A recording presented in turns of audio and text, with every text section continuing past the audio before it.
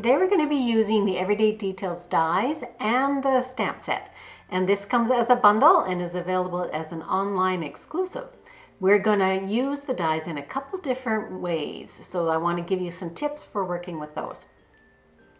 So here's your piece of cardstock. We're working with soft sea foam, and this is a really pretty color, a light green, and I've scored it, and it's just a regular size cardstock, but I've cut off 1/4 inch from the front of the card. Now when you're doing a peek through card, you want to make sure you have a really crisp edge on it, and so I'm just making sure that my bone folder, and now I'm pulling in the largest of the Everyday Detail rectangle die, and it's going to go off to the left a little bit. Now you want to leave yourself just a little bit on the left side, close to the fold, at least 3/8 of an inch. Now we're going to pull in this really cool die that only cuts out dots, but it cuts it out in that sort of diagonal kind of look. But we don't want the whole thing on there because I think it's going to be just a little bit too much. So if you put it on so that it's matched at the top and bottom, and then line up that diamond at the top and line it up also at the bottom, and then you can put on your Post-it note tape and you can run that through your Big Shot or your Stampin' Cut and Emboss machine. Now as I was doing this, I didn't have enough sticky on my rectangle, so it came out of place. So I had to sort of fix that one before we could run that through our embossing machine.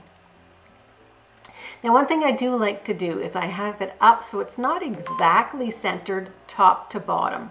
So make sure that you like where it's positioned. So run that through your Stampin' Cut and Emboss machine. And I did find as I was running this one through that it did not go through. So that's just one through. And so you want to make sure before you remove it that you have gotten them all the way through. So this is second time through, and I've placed it this time so that the die is facing up. So I'm going to look at it one more time, and I can see that this actually needs one more go, which is surprising because I've not normally had, but perhaps because I have two dies on here.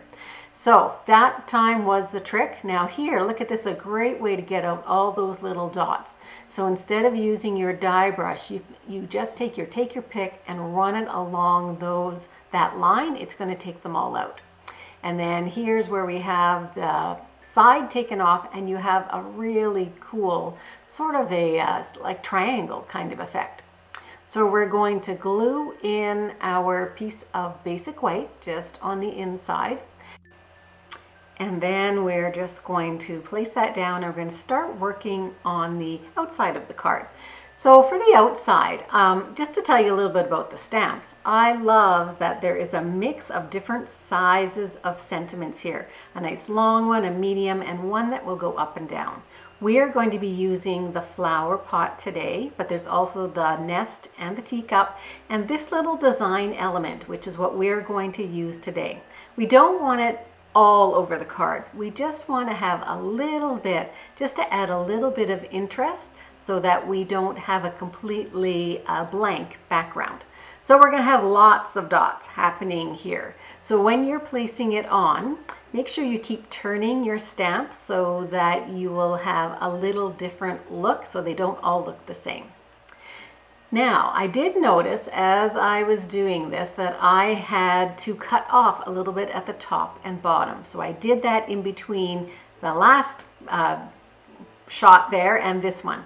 So this is the Peach Pie Glimmer Paper, which is just beautiful. This is one of our new in colors, and it's just gorgeous. And it's what I want along the right side of the inside of the card. I do find it a lot easier to put small pieces like this on by running some of my liquid glue on the page itself and then putting down my strip of paper.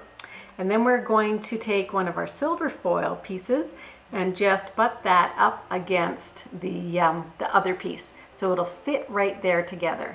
And what I want is that peach pie, but then also the silver poking through those little holes there. So I'm hoping you can see that. So now what I've done is I've already stamped and embossed with silver embossing powder our flower pot. And I chose silver so that it matched up with the silver underneath, and then used the peach pie to match the glimmer paper. So you want to take off your Stampin' Dimensionals backings and then place that down right through the hole. And then what you've got is a perfectly matched card. We're going to use some rhinestones, and why I went with the rhinestones is because their silver only shows up twice, but the peach pie shows up 3 times. So I do want the silver to also show up 3 times. So I had a little bit of a difficult time placing my embellishments, so I did go with one at the bottom, a medium one on the inside by the flowers, and then the last small one outside the edge and just to decorate. So there's enough room to do a small greeting top and bottom, but if you want, add another piece of your white cardstock to the back if you have more that you want to write. So here's another variation for you. This one is done with the Scalloped Contours dies and the Color and Contour stamp set. So I hope you really enjoyed that card. I hope it gives you a couple different ideas to try with your dies, and also to try just adding a little touch of really sparkly paper. So please subscribe to my channel at designwithjo.ca. You can sign up over there for a free gift, and consider liking and subscribing to my YouTube channel and seeing all kinds of ideas on a regular basis. Have a great day.